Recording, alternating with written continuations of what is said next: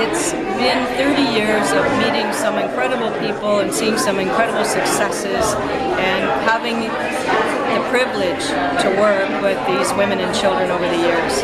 It's hard to believe it's 30 years, but you know,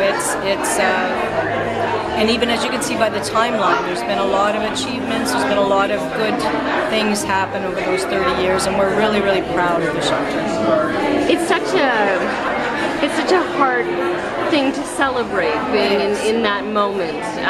You know, how do you rise to the occasion of marking it as a celebration and not as a hardship? I think it's because there's been a lot of positives over the years that we've seen the women and children that come into a shelter experience and life changing.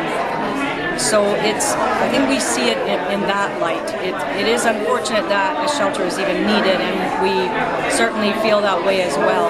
But we've seen so many good things happen when they come through our doors, and so many good changes. So that's what we're celebrating today. What are the highlights for you over your course of being with the Transition House that come to mind when you look at the 30-year celebration? I think the fact that in 2004 the Domestic Violence Action Plan was introduced, and with that was the opportunity to do some prevention. So that, you know, we've taken full advantage of that and done our best to get education and awareness campaigns out there and educate the women that come into our shelter on the issue of domestic violence. What does the future hold for you?